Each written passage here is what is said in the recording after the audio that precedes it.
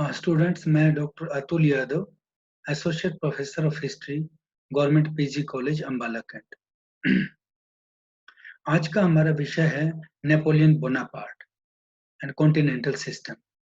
Napoleon Bonaparte का continental system क्या था, उसके ऊपर आज हम अपने विचार शेयर करेंगे, हम बातचीत करेंगे। इस विषय को पढ़ने से पहले कि नेपोलियन बोनापार्ट का एक कॉन्टिनेंटल सिस्टम हम पढ़ें, उससे पहले हमें ये जानना जरूरी होगा कि नेपोलियन बोनापार्ट कौन थे। नेपोलियन बोनापार्ट की जो परिचय है वो क्या है। तो उससे पहले हम ये देखेंगे कि नेपोलियन बोनापार्ट जब अपना जो कॉन्टिनेंटल सिस्टम है उनका जो महाद्वीपीय व्यवस्था करते हैं, वो महाद्वीपीय व्यवस्था क्या है। तो नेपोलियन को जब आप पढ़ेंगे तो उसके लिए आपको इतिहास में स्थान और समय को हम देखते हैं। तो जब नेपोलियन को देखेंगे तो वो 18वीं शताब्दी का समय मिलेगा आपको। ये 18वीं शताब्दी का समय 1700 के बाद शुरू होता है और फ्रांस के अंदर ये बहुत बड़े परिवर्तन का समय है। 1700 18वीं शताब्दी का जो आखिर का टाइम है वो बहुत ही परिवर्तन वाला समय है। 1776 में फ्रांस की क्रांति अमेरिका की क्रांति हो रही है। 1789 में फ्रांस की क्रांति हो रही है और उस फ्रांस की क्रांति के बाद जो बदलाव होता है, जो वहां पर एक परिवर्तन की बात आई थी, स्वतंत्रता, समानता और भ्रातृभाव, यानी स्वतंत्रता, समानता और भाईचारे की जो भावना थी, उस सिद्धांत ने, वो क्रांतिकारी सिद्धांत था, उसने न केवल फ्रांस को बल्कि पूरे यूरोप की व्यवस्था को ही बदल दिया था। जब आप इसको पढ़ेंगे कि नेपोलियन किस तरीके से सेना में आता है, सेना अध्यक्ष बनता है और उसके बाद वो फ्रांस की सत्ता ग्रहण कर लेता है। हम इस टॉपिक में ये नहीं जाएंगे कि नेपोलियन ने कैसे-कैसे, चाहे वो कुछ किसी भी पद पर रहा हो, उसने क्या-क्या किया था, वो क्योंकि अगर हम डिस्कस करने लग जाएंगे तो एक बहुत बड़ा टॉपिक हो जाएगा। हमारी चीज यहीं पे आती है कि नेपोलियन का कॉन्टिनेंटल सिस्टम क्या था, जो महाद्वीपीय व्यवस्था थी वो क्या थी। तो इसको विद्यार्थियों जब आप जानेंगे नेपोलियन बोनापार्ट को, तो सबसे पहले जब हम इसको थीम के अंदर देखते हैं कि हमारा थीम क्या है, तो सबसे पहले आपको नेपोलियन को जानना होगा। Who was Napoleon? Napoleon Bonaparte 1769 to 1821 ये इसका जीवन काल है। Also known as Napoleon one, इनको नेपोलियन वन के नाम से भी इतिहास में जाना जाता है। Was a French military leader and emperor who conquered much of Europe in the early 19th century. Early 19th century में यानी 1800 के बाद तक, 1815 तक इसने यूरोप का लगभग लगभग बहुत बड़े भाग को जीत लिया था, या तो जीता था या दूसरे देशों को अधीनता स्वीकार करवाई थी।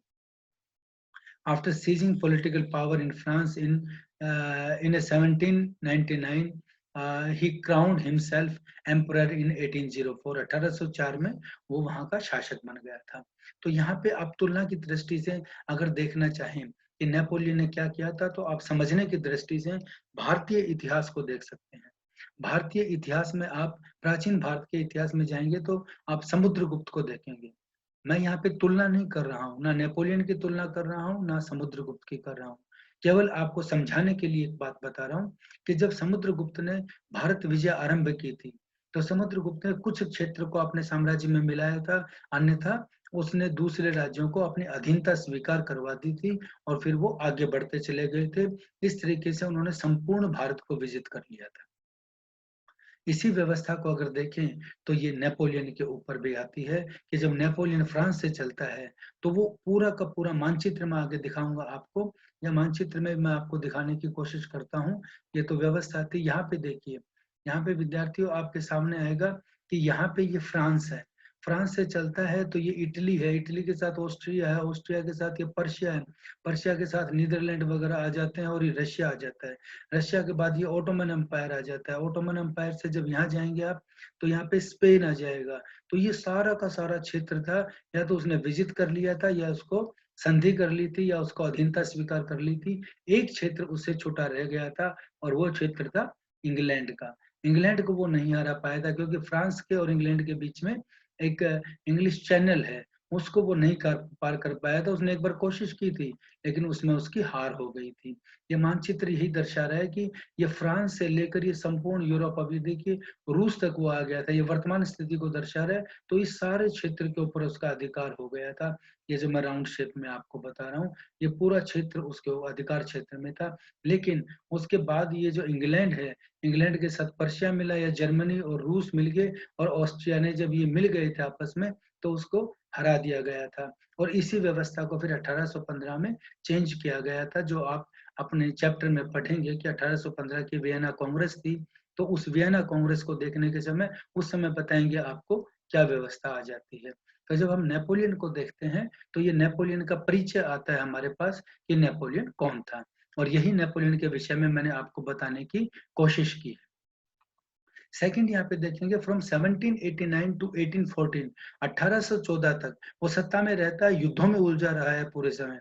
The history of Europe was the history of France. अब देखिए कि जो यूरोप का इतिहास है वो फ्रांस का इतिहास है, और जो फ्रांस का इतिहास है वो नेपोलियन बोनापार्टे की बायोग्राफी है, या नेपोलियन बोनापार्ट है। तो इसका अर्थ ये है, हेज एक हिस्टोरियन हुए हैं, उन्होंने अपनी पुस्तक political social history of modern Europe के पेज नंबर 533 के ऊपर ये लिखा है कि 1789 जब फ्रांस की क्रांति होती है, तो 1789 से लेकर 1814 तक का जो टाइम है, यानी ये 24-25 साल का जो टाइम है, इस 24-25 साल के समय में यूरोप का जो इतिहास है वो फ्रांस का इतिहास है, और जो फ्रांस का इतिहास है वो नेपोलियन बोनापार्टे की चीज आती है। और इसी चीज को आप इसके 100 साल बाद जब हम 1870 में इसको पढ़ेंगे, तो 1870 में जब इटली और जर्मनी का एकीकरण आप पढ़ेंगे और जर्मनी को पढ़ेंगे, ये चीज फ्रांस में हो रही है। जर्मनी को जब आप देखेंगे तो 1870 से लेकर 1890 तक का जो काल है, वो उस पूरे यूरोप के अंदर, मैं एक बार फिर आपको मानचित्र दिखाता हूँ, इसी यूरोप के अंदर, या दूसरे मानचित्र पर क्लियर होगा आपने, ये यहाँ पर जर्मनी होता है, तो ये ऑस्ट्रिया, फ्रांस और ये तीनों चारों ये मुल्क हैं। इस पूरे जो मध्य यूरोप है, इसके ऊपर बिस्मार्क की सारी राजनीति चलती है। तो वही चीजें हमें समझने की आती है कि हम इसके अंदर क्या देख रहे हैं। ये नेपोलियन बोनापार्ट के बारे में इतिहासकारों ने कहा है। फिर नेपोलियन बोनापार्ट के बारे में बोलते हैं कि perhaps in the whole range of history, no one has aroused emotions so opposite and so intense, or within his own life, time has claimed so much of the admiration, the fear, and the hatred of mankind. H.A.L. Fisher, इन्होंने book है Napoleon, उसके प्रश्न number 1 पर ये लिखा हुआ है कि कोई ही ऐसा इतिहास में व्यक्ति हुआ होगा जिसका इज्जत मान भी हुआ हो, जिसे नफरत भी हुई हो, जिसे डर भी हुआ हो, वो एक साथ एक व्यक्ति के साथ हो रहा है। तो ये नेपोलियन ही एक ऐसा व्यक्ति था जिसके साथ ये चीजें चल रही थी। तो हम इतिहास में जब पढ़ रहे हैं, तो उससे पहले हम नेपोलियन के बैकग्राउंड थोड़ी सी जाननी जरूरी है। मैं इसके बारे में आपके युद्ध वगैरह नहीं बताऊंगा, क्योंकि चैप्टर बहुत बड़ा हो जाता है। यहाँ पे फिर इस मानचित्र के माध्यम से आपको ये दिखाने की कोशिश की है कि ये इंग्लैंड की लोकेशन है, और यहाँ पे फ्रांस है, इनके बीच में ये इंग्लिश चैनल है। लेकिन इस फ्रांस के साथ जो भूमिगत रास्ते मिलते हैं, वो विद्यार्थियों देखिए, ये जर्मनी मिल रहा है, जर्मनी के साथ ये फ्रांस है, इसके साथ इटली मिल रहा है, इटली के साथ ये हंगरी और ये रोमानिया, और इधर से ऑस्ट्रिया भी आ जाता है ये, और उसके बाद ये पोलैंड और ये बेलारूस वगैरह, ये बेलारूस वगैरह तो आज की यूक्रेन दिखाया है, ये रशिया है सारा का सारा। और यहाँ जब आ जाएंगे हम, तो ये तुर्की आ जाता है, तुर्की के साथ ये यूक्रेन, ये रूस का क्षेत्र है जो आ रहा है। इधर जब चलते हैं हम, तो यहाँ पे हमारे पास स्पेन आ जाता है, स्पेन के साथ ये पुर्तगाल आ जाता है। तो ये जो संपूर्ण क्षेत्र है, जो भूमार्गों से जुड़ा हुआ है, जो जमीन से जुड़ा हुआ है, ये सारा का सारा क्षेत्र था जो नेपोलियन ने अपने अधिकार में ले लिया था। और 1789 से 1814 तक का ही टाइम था जिसमें उसने संपूर्ण परिवर्तन कर दिया था, लेकिन वो इस देश को नहीं जीत पाया था। और वो मानता था कि इस देश को जीतने का अर्थ क्या है। यहाँ पे जब आप इसको पढ़ेंगे, तो इंग्लैंड के विषय में आप जानेंगे, मैं आगे बताऊंगा आपको कि इंग्लैंड ने अपना व्यापार किया हुआ था, अपनी कॉलोनीज बनाई हुई थी, और वो आर्थिक रूप से संपन्न था, और इसी वजह से ये देश यहाँ पे अपने आप को मेंटेन कर पाया था। और नेपोलियन ने इसको जीतने के लिए किया था कि वो समुद्र मार्ग से इसको नहीं जीत पाया था, तो वो इसके ऊपर आर्थिक रूप से प्रतिबंध लगाना चाहता था। जो आप इस भूमध्य, जो ये महाद्वीपीय व्यवस्था की थी, वो महाद्वीपीय व्यवस्था यही है कि किस तरीके से वो इसको रोकना चाहता था, इसके व्यापार को, इसके उद्योग को, इसके कच्चे माल की सप्लाई को, वो चीज हम इसके अंदर देखेंगे, वो इसके व्यवस्था के अंदर जुड़ेगी। दूसरी चीज यहाँ फिर मानचित्र में बताया है कि ये जो नेपोलियन ने कह रहा 1812 की चीज है, जब उसने जीत लिया था क्षेत्र को, वो सारा का सारा यूरोप दिखाने की कोशिश की है आपको कि 1812 में यूरोप कैसा था। पहले मैप में आपको सारा उसका आउटलाइन दिखाई है, यहाँ पे इसको इस मानचित्र के माध्यम से दिखाया है, और मैं आपको काल के अनुसार 1815 का भी फिर मैं दिखाऊंगा आपको यूरोप कैसा हो गया था जब नेपोलियन की मृत्यु हुई थी। तो यहाँ पे चीज आती है कॉन्टिनेंटल सिस्टम और इकोनॉमिक ब्लॉकेड ऑफ नेपोलियन। एक चीज नेपोलियन के सामने आई थी कि नेपोलियन इंग्लैंड को हराना चाहता था। इंग्लैंड उसको वो नहीं हरा पाया था। इंग्लैंड को एक बार उसने प्रयास किया था, लेकिन उस युद्ध में वो हार गया था।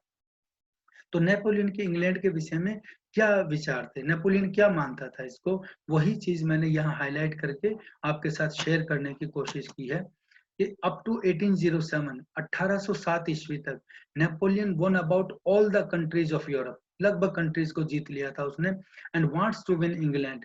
ही tried for it but was unsuccessful. वो असफल रहा था, वो हार गया था। तो वो हार गया था, तो उसके बाद वो इंग्लैंड के विषय में क्या अपने विचार रखता है, वो विचार हमने यहाँ पे शेयर करने की कोशिश की है। तो वो क्या कहता है Napoleon, it is easier to send troops from Paris to Delhi than from Bangalore to Folkestone. वो कहता है कि जो पेरिस है, उस पेरिस से दिल्ली तक तो हम किसी भी सेना को, किसी भी टुकड़ी को भेज सकते हैं, लेकिन वहां से इंग्लैंड के बीच में नहीं भेजा जा सकता, क्योंकि वो बहुत बड़ी समस्या है। वो ये बात कर रहा है यहाँ पे। तो ये नेपोलियन की एक विचार थे उसके इंग्लैंड के विषय में, जो वो बता रहा था, इंग्लैंड को हराने की बात कर रहा है। तो ये उसने अपने एक विचार रखे थे कि कितना कठिन था ये। दूसरा वो कहता है कि I wish to conquer the sea by the power of land. वो कहता है कि समुद्र, क्योंकि समुद्र के ऊपर तो अधिकार था पूरे के पूरे इंग्लैंड का, वो बहुत पावरफुल था। तो वो कहता है कि मैं इस समुद्र को, इस समुद्री रास्ते के बजाय इसको मैं जमीन के रास्ते से लड़ना चाहता हूँ, जमीन के रास्ते से इसको जीतना चाहता हूँ। और ये जॉर्ज रूड एक हिस्टोरियन हुए हैं, उनकी पुस्तक है रेवोल्यूशनरी यूरोप, उसके पेज 249-50 के अंदर ये बात नेपोलियन की कही गई है। तो यहाँ आपके सामने एक चीज बहुत क्लियर स्पष्ट हो रही है कि नेपोलियन का एक ही उद्देश्य था, वो इंग्लैंड को जीतना चाहता था, लेकिन इंग्लैंड के साथ एक युद्ध में वो हारा था। उसके बाद वो उसको नहीं जीत पाया था। उसने कोशिश की थी, लेकिन वो समुद्र को पार नहीं कर पाया था। जैसा मैंने आपको एक मानचित्र के माध्यम से दिखाया है, ये मानचित्र में फिर दिखा रहा हूँ। ये फ्रांस है और ये पेरिस है। पेरिस से यहाँ तक वो सेना नहीं भेज सकता, और ये जो बीच का रास्ता है, इसको बोलते हैं इंग्लिश चैनल, इसको वो क्रॉस नहीं कर पाया था। यही चीज हम यहाँ पे डिस्कस कर रहे हैं। तो ये नेपोलियन के विचार आ गए थे। तो आगे हम चलते हैं कि आइडियाज बिहाइंड कॉन्टिनेंटल सिस्टम और इकोनॉमिक ब्लॉकेड। जब वो आर्थिक रूप से प्रतिबंध लगाना चाहता है इंग्लैंड पर, या वो कॉन्टिनेंटल सिस्टम महाद्वीपीय व्यवस्था करता है, तो वो इंग्लैंड के बारे में क्या विचार रखता है। वो बोलता है कि prosperity of England is due to its trade and commerce. उसका जो इंग्लैंड का जो व्यापार और उद्योग है, उसके कारण उसकी प्रोस्पेरिटी है, वो कुशल है, उसके अंदर और कोई भी चीज नहीं है। तो उसका एक माध्यम था इंग्लैंड का संपन्न होने का, एक कुशल होने का। वो नेपोलियन पता लगाता है कि वो उद्योग और व्यापार है। Colonial power of the world, जो इंग्लैंड है वो विश्व की बड़ी कॉलोनियल पावर है, एक औपनिवेशिक शक्ति है। इंग्लैंड के ही बहुत ज्यादा उपनिवेश हैं, तो इसकी पॉजिटिविटी देख रहा है। थर्ड वो कहता है England is not self dependent. वो फ्रांस को कहता है कि फ्रांस सेल्फ डिपेंडेंट है, बट इंग्लैंड सेल्फ डिपेंडेंट नहीं है। सेल्फ डिपेंडेंट का अर्थ है कि अगर कुछ समय के लिए इंग्लैंड की सप्लाई को रोक दिया जाए, अगर वहां पे कच्चे माल या उनके बाजार को रोक दिया जाए, या उनके पास खाद्य व्यवस्था को रोक दिया जाए, तो इंग्लैंड के अंदर तबाही हो जाएगी। इंग्लैंड सरवाइव नहीं कर पाएगा। जबकि फ्रांस है, वो सरवाइव कर सकता है, क्योंकि फ्रांस सेल्फ डिपेंडेंट है। और चौथी बात वो करता है, due to trade and commerce England is queen of sea. वो कहता है कि जो सैनिक रूप से, नौसैनिक रूप से जितना मजबूत बना हुआ है, वो केवल और केवल उसके जो ट्रेड और कॉमर्स है, जो उद्योग और उसका व्यापार है, उसी की वजह से उसकी सेना भी मजबूत है। तो यहाँ वो इंग्लैंड के विषय में इतनी जानकारी एकत्र करता है, और ये अपनी विचारधारा रखते हैं, जिसको जो विद्यार्थी शोध करते हैं, रिसर्च करते हैं, तो अपना हाइपोथेसिस मानते हैं। ये वो अपना हाइपोथेसिस मानकर तब अपनी एक्टिविटीज को आगे बढ़ाता है। फिर वो कहता है कि a check on trade and commerce can ruin England. कि जो इंग्लैंड के अगर जो ट्रेड और कॉमर्स है, उसका व्यापार और उद्योग है, उसके कच्चे माल के जाने का रास्ता है, रॉ मटेरियल का, या वो मंडी के तौर पे, बाजार के तौर पे अपने बने हुए सामान को बेचता है, अगर उसके ऊपर नियंत्रण कर लिया जाए तो इंग्लैंड तबाह हो जाएगा, इंग्लैंड को कोई रोक नहीं सकता। ये उसके विचार हैं अपने। फिर वो करता है कि by economic blockade England can not help the countries in war against France, कि जब उसके ऊपर अगर इकोनॉमिक ब्लॉकेड लगा दिया जाएगा, अगर उसके ऊपर महाद्वीपीय व्यवस्था के तहत अगर उसके ऊपर आर्थिक रूप से रोक लगा दी जाएगी, तो वो इंग्लैंड फ्रांस के जो दुश्मन है, जिनके ऊपर फ्रांस अटैक कर रहा है, उन देशों की मदद नहीं कर पाएगा। तो यहाँ पे नेपोलियन स्टूडेंट्स दो एंगल से देख रहा है। एक वो देख रहा है कि अपने किस तरीके से इंग्लैंड को कमजोर किया जाए, और दूसरा वो देख रहा है कि इंग्लैंड को इस तरीके से कमजोर करने से वो अपना जो साम्राज्यवादी व्यवस्था है उसको बढ़ा लेगा। उसके बाद एक और वो विचार रखता है, by economic blockade Napoleon wants to stop the economic exploitation of European countries and colonies of England, कि जो ये आर्थिक रूप से इंग्लैंड के ऊपर प्रतिबंध लगाएगा, उससे नेपोलियन खुद भी जो यूरोप के छोटे देश हैं, जिनके साथ इंग्लैंड का व्यापार होता है और उसका एकाधिकार बना हुआ है, तो वो कह रहा है कि इससे न केवल उन उन देशों के साथ जिनके ऊपर वो उन देशों का जो आर्थिक शोषण कर रहा है इंग्लैंड, उनको शोषण से मुक्ति मिलेगी, अपितु अपितु उसको जो दूसरी जो कॉलोनीज हैं, जो उपनिवेश है, उन उपनिवेशों को भी शोषण से बचाया जाएगा। और एक उसका लक्ष्य था कि वो इन कंट्रीज के अंदर, चाहे वो यूरोप के कंट्रीज हैं या इंग्लैंड की कॉलोनीज हैं, उनके अंदर जो नेपोलियन है उसकी जो प्रतिष्ठा है वो बढ़ जाएगी। तो वो सारी चीजों को सोच के आर्थिक रूप से और सैनिक रूप से और अपने साम्राज्य के विस्तार के रूप से सारी चीजें जोड़ करके तब वो देखने लग रहा है कि किस तरीके से वो आगे बढ़े। तो ये उनका हाइपोथेसिस था, वो इतनी इंग्लैंड के बारे में सोचता है। यहाँ फिर आपके साथ एक चीज आएगी कि इसके बाद वो decree regarding the continental system, वो जो कॉन्टिनेंटल सिस्टम है उसके तहत वो अपने अध्यादेश जारी कर देता है। अब वो अध्यादेश जारी क्या होते हैं, उन अध्यादेशों को ये कहा गया है कि बर्लिन डिक्री ऑफ 1806, बर्लिन का जो एक वो आदेश जारी करता है 1806 का, उसका वो अध्यादेश है, वो जारी करता है वो इसके खिलाफ में। तो उस अध्यादेश में वो क्या बोलता है, 1806 के अंदर वो कहता है कि बर्लिन आदेश द्वारा नेपोलियन ने समूचे ब्रिटेन के खिलाफ अवरोध तथा उसके समस्त व्यापार पर निषेध की घोषणा कर दी, रोक देता वो उसके सारे के सारे व्यापार को। उसने फ्रांस तथा उसके प्रभुत्व वाले देशों में इंग्लैंड के माल को जब्त करने का आदेश दिया। फ्रांस और उसके सहयोगी देशों के बंदरगाहों पर इंग्लैंड से जाने वाले जहाजों का प्रवेश वर्जित कर दिया गया। और इसी के साथ साथ इसके जवाब में इंग्लैंड ने भी एक करता है कि वो ऑर्डर्स इन काउंसिल 1807, 1807 में ऑर्डर इन काउंसिल की घोषणा कर देता है। और इसके अनुसार इंग्लैंड ने भी फ्रांस और उसके सहयोगी देशों के साथ व्यापारिक बहिष्कार की घोषणा की। साथ ही तटस्थ देशों को इंग्लैंड के साथ व्यापार की अनुमति दी और इन आदेशों को न मानने वाले जहाजों को पकड़ लेने की धमकी भी दी। इंग्लैंड का लक्ष्य तटस्थ देशों को इंग्लैंड के साथ व्यापार करने के लिए विवश करना था और यूरोप की नाकाबंदी करके वहां के देशों को फ्रांस के विरुद्ध उकसाना था। तो यहाँ पे हम ये जो बर्लिन डिक्री वो घोषणा करता है, वो आदेश जारी करता है, इसके विरोध में वो इंग्लैंड भी घोषणा कर देता है। दूसरी घोषणा जो नेपोलियन करता है, वो करता है कि वर्षा आदेश देता है 1807 में। इसकी जो इस आदेश के अनुसार पर्शिया तथा हैनोवर के समुद्र तटों पर अंग्रेजी व्यापार के विरुद्ध प्रतिबंध लगा दिया गया और साथ ही आदेश का पालन न करने वाले देशों को युद्ध की धमकी दी। अब कहाँ करता है, पर्शिया और हैनोवर जो जर्मनी के साथ जुड़े हुए हैं, पर्शिया अलग से एक प्रांत है और हैनोवर है, वहां पे ये कर देता है।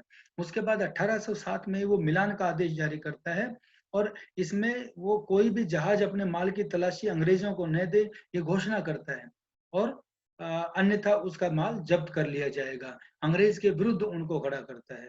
और बाद में फिर ये फाउंटेन ब्लू इसका फाउंटेन ब्लो आदेश जारी करता है 1810 को और इनके द्वारा जब्त माल को जलाने का आदेश दिया गया और अवैध व्यापार करने वाले को सजा देने के लिए न्यायालय की स्थापना की गई। इस प्रकार यहाँ से अगर आप देखेंगे तो ये नेपोलियन ने जो कॉन्टिनेंटल सिस्टम था, जो महाद्वीपीय व्यवस्था थी, जो आर्थिक रूप से प्रतिबंध लगाने की बात थी, उसको आगे बढ़ा रहा है वो।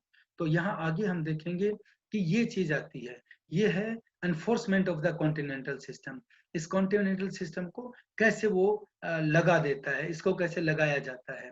तो महाद्वीपीय व्यवस्था की सफलता इस बात पर निर्भर करती थी कि इंग्लैंड के सामान के यूरोप में प्रवेश करने पर पूर्ण प्रतिबंध लग जाए।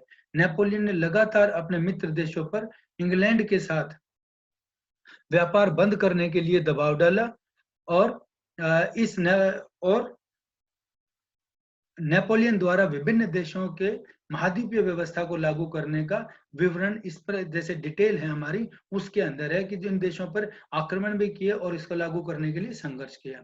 सबसे पहले वो करता है फ्रांस और उसके अधीन यूरोपीय देश जो राइन का संघ बना था। ये राइन का संघ जो जर्मनी के कुछ राज्य थे उनको मिला के राइन का संघ बनाया गया था। वारसा और वेस्टफेलिया इसमें पूरी तरह से व्यवस्था को लागू कर देता है जो उसके अधीन था। फिर तिलसिट की जो संधि होती है 1807 में रूस के साथ, तो रूस का जार भी नेपोलियन की व्यवस्था को मान लेता है और इंग्लैंड के ऊपर व्यापार संबंध तोड़ देता है, प्रतिबंध लगा देता है। फिर वो ऑस्ट्रिया और पर्शिया वो भी इंग्लैंड के खिलाफ, क्योंकि ऑस्ट्रिया और पर्शिया पे उसका अधिकार था, उनसे भी बहिष्कार करवा देता है और ये नेपोलियन के हाथों जो पहले पराजित हो चुके थे, नेपोलियन विजित कर चुका था इन क्षेत्रों को। 1808 में वो इसी प्रकार डेनमार्क को भी और फिर स्वीडन को भी इनके खिलाफ कर देता है और 1810 में वो उत्तरी जर्मनी के ब्रेगन और हैम्बर्ग की बंदरगाह हैं उन पर अधिकार कर लेता है और जर्मनी में भी इंग्लैंड के सामान पर रोक लगा दी जाती है। और नेपोलियन ने 1810 में वहां हॉलैंड पर अधिकार कर लिया था और अपने भाई को वहां पे छोड़ दिया था। और इटली में भी इस व्यवस्था को शक्ति से लागू किया गया, नेपल्स और टस्कनी में भी इसको शामिल कर लिया गया। जो पोप का राज्य था बीच में, जिसको आप देखेंगे जो पेपल स्टेट था, पोप ने तटस्थ रहने का प्रयास किया था कि मैं दोनों तरफ ही नहीं रहूंगा, तो नेपोलियन ने 1810 में उस पोप को भी बंदी बना लिया और रोम को फ्रांस के साथ शामिल कर लिया। इस विषय को जो रोम को फ्रांस के साथ शामिल करते हैं, आप जब इटली का एकीकरण पढ़ेंगे उसके अंदर आएगा कि फ्रांस का वहां पे सेना मौजूद थी जो रोम था।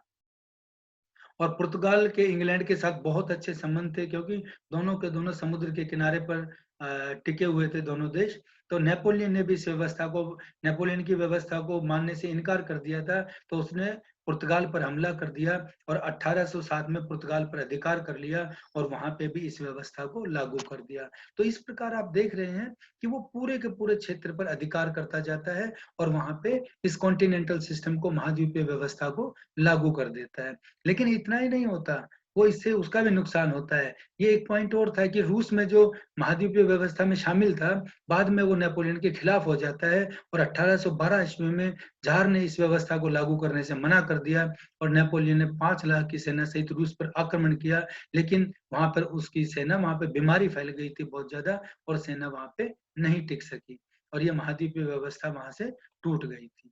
फिर हमारे पास इसी चीज से जुड़ी हुई चीजें आती हैं कि इसका इफेक्ट क्या पड़ा था। तो स्टूडेंट्स देखिए कि इसमें दोनों तीनों चीजें आती हैं। इंग्लैंड के ऊपर भी इसका प्रभाव पड़ा था और मैं प्रभाव आगे बताऊं भी क्या क्या प्रभाव था। इंग्लैंड का जो व्यापार था वो रुका था, एक प्रभाव पड़ा लेकिन पूर्ण रूप से वो नहीं रुक पाया था। फ्रांस पर भी इसके आर्थिक प्रभाव पड़े थे क्योंकि इंग्लैंड की भी आवश्यकताएं थी और फ्रांस के अंदर भी ये चीजें नहीं हो पाई थी। इल इफेक्ट्स ऑफ द नेपोलियंस वार, जो नेपोलियन ने इस दौरान जो युद्ध किए थे और युद्ध में जिन देशों को हराया था और युद्ध किए थे, तो उससे क्या हुआ था कि इन देशों के अंदर गरीबी आ गई थी। जब उनसे व्यापार भी रुक गया, लोगों का रोजगार भी चला गया, तो उससे इसका बहुत नेगेटिव प्रभाव पड़ा था। और नेपोलियन की जो पॉपुलैरिटी थी, जो नेपोलियन जितना लोगों के अंदर पॉपुलर हो रहा था, वो पॉपुलैरिटी भी इन देशों में, विशेष रूप से इन देशों में जिनके साथ वो युद्ध कर रहा था, वहां पे उसकी पॉपुलैरिटी थी वो कम हुई थी। फिर आपके पास चीज आती है, यहाँ पे डिटेल देने की कोशिश की है मैंने आपको कि causes of failure of the continental system के कारण क्या क्या हुए हैं फेल्योर के। तो ये सारे कारणों के अंदर और भी चीजें जुड़ेंगी जो हम बताएंगे, लेकिन सबसे पहले जो एक चीज बड़ी आती है, compulsion of the British products in Europe.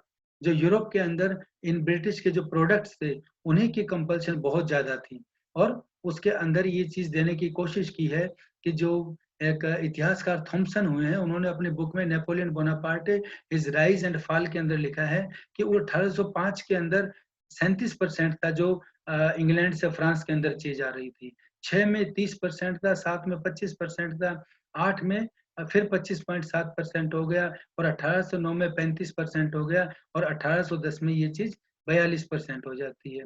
तो यहाँ पे ये स्टूडेंट्स देखने की चीज है कि किस तरीके से ये चीजें जो इंग्लैंड के अंदर ही ये रुक जाता है। जो फ्रांस था, फ्रांस को ही इसकी आवश्यकता होती है, लेकिन वो इसको आगे नहीं बढ़ा पाता है।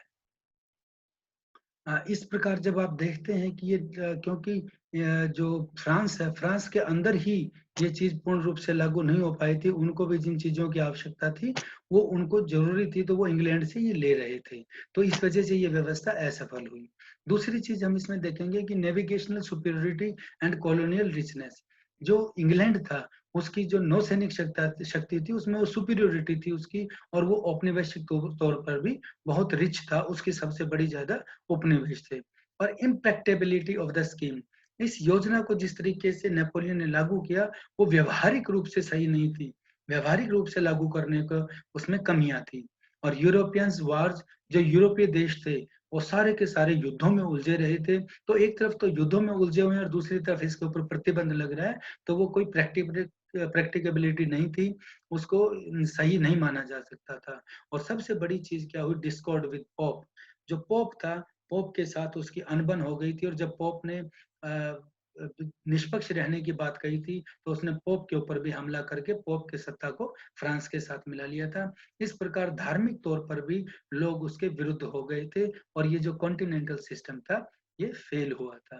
तो हमारे विद्यार्थियों, ये हमारा आज का लेक्चर था, और इस लेक्चर के अंदर जब आप पढ़ेंगे तो इस अध्याय को पढ़ने से पहले आपको नेपोलियन के विषय में पढ़ना बहुत जरूरी है। आपका